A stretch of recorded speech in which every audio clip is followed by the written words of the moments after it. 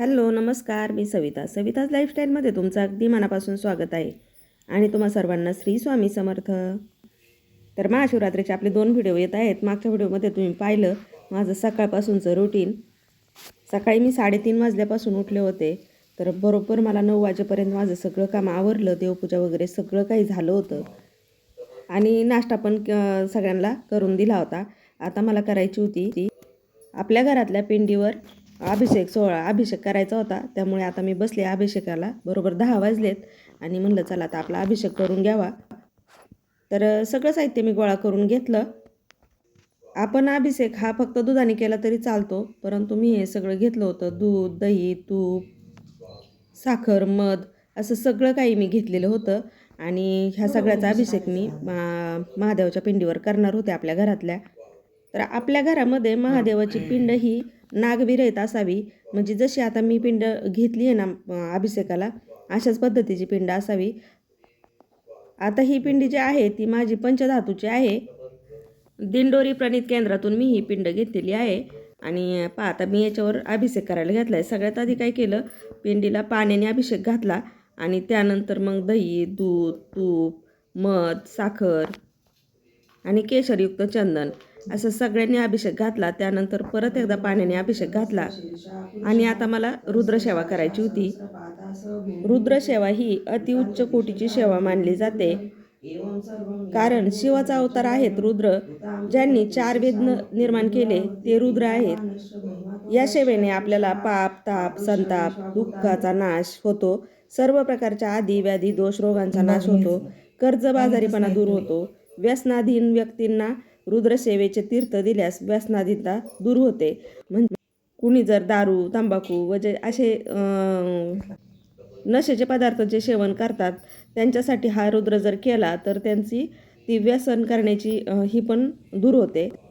रुद्रपठण केल्याने पितृदोष पण नाहीसा होतो. तर आता तीच मी रुद्रसेवा केली. जवळजवळ मला 1-1.5 तास लागला आणि त्यानंतर स्वच्छ कापडाने पिंड मी पुसून घेतली आणि बेलपत्र वगैरे सगळं काही वाहून पूजा करून घेतली. नमस्कार, मी सविताज लाईफस्टाईलमध्ये तुमचं अगदी मनापासून स्वागत आहे आणि तुम्हा सर्वांना श्री स्वामी समर्थ. तर आज आहे महाशिवरात्र आणि महाशिवरात्रीच्या तुम्हा सर्वांना खूप खूप शुभेच्छा. भगवान भोलेनाथ सगळ्यांच्या चांगल्या इच्छा पूर्ण करोत. तर आता आम्ही निघालोय महादेवाला. अगदी निसर्गाच्या कुशीत असं मंदिर आहे, ते तुम्हाला पण शेअर करण्याचा मी प्रयत्न करेन. तर निघालोय आम्ही. काशी विश्वेश्वराचं मंदिर आहे, महादेवाची पिंड आहे तिथं आणि खूप छान आहे. निसर्ग पण मस्त आहे. तर चला.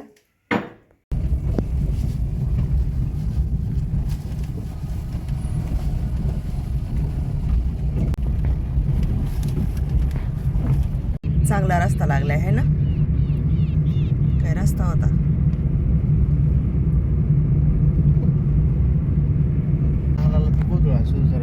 सुरू होती का? तिथं झाली सुरू.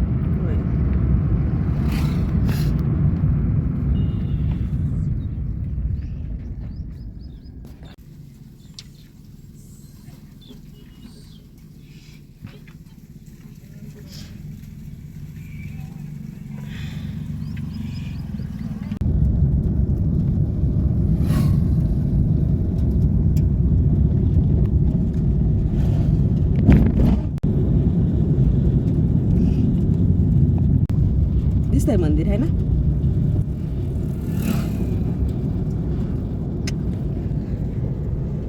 दिसतंय ना.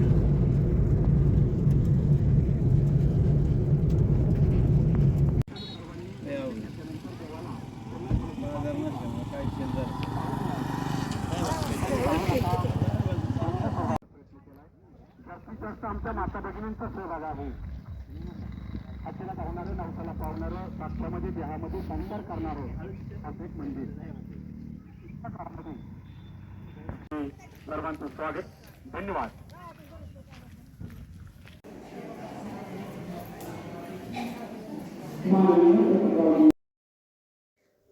तर एक अर्ध्या तासात आम्ही पोहोचलो होतो. जास्त लांब नाही आहे, पण रस्ता चांगला नव्हता त्याच्यामुळे आम्हाला जरा वेळ लागला. नाहीतर एक 10 ते 15 मिनिटाच्या अंतरावरच आम्हाला हे मंदिर आहे. बघा ना, बरोबर 3:30ला आम्ही घरातून निघलो होतो. 4-4:15 वाजेपर्यंत मंदिरामध्ये गेलो. गर्दी पण नव्हती जास्त.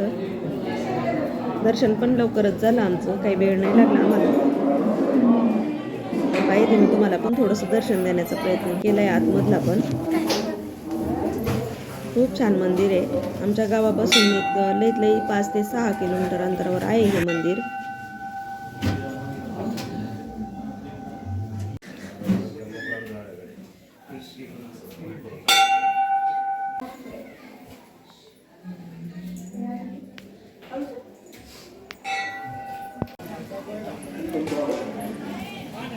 हा.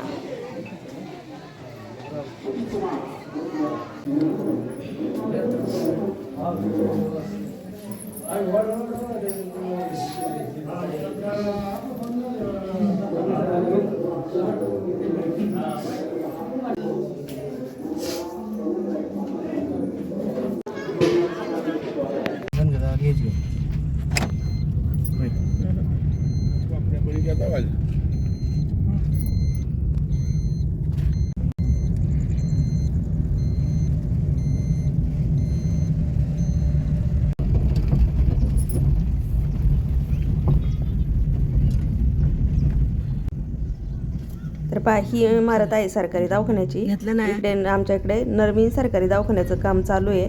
काम आता पूर्ण झालंय, चालू होईल आता, उद्घाटन होईल दवाखान्याचं. तर घरी यायला आम्हाला बरोबर 6 वाजले होते. मी काही लगेच स्वयंपाकाला नाही लागले, म्हणजे थोडासा आराम केला, चेंज केलं, फ्रेश झाले थोडंसं आणि त्यानंतर मग लागले उपवासाचं बनवायला. तर इथं मी साबुदाणा वडे करायला घेतलेत आणि रताळ्याची खीर केली. गोड सकाळी काही नैवेद्य केलेलं नव्हतं मी, त्यामुळे आता गोड खीर केली. देवाला नैवेद्य दाखवला, आरती केली आणि त्यानंतर मग काहीच नाही घेतलं शूट. हा दिवस आहे दुसरा आणि आम्ही चाललो होतो पाहुण्यांच्याकडं. त्यांच्या गावची यात्रा होती, त्याच्यामुळे त्यांचं आमंत्रण आलेलं होतं. मग साहेब म्हटले चल येऊ जाऊन आपण. शाळा सुटल्यानंतर आम्ही संध्याकाळी गेलो. तर पहा मस्त असा दिवस मावळायला गेलेला होता आणि आम्ही चाललो होतो. त्यांच्या तिकडं पण महादेवाचीच यात्रा भरते, खूप मोठी यात्रा असते.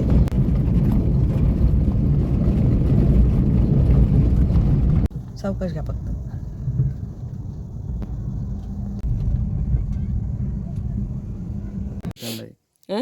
Bye bye.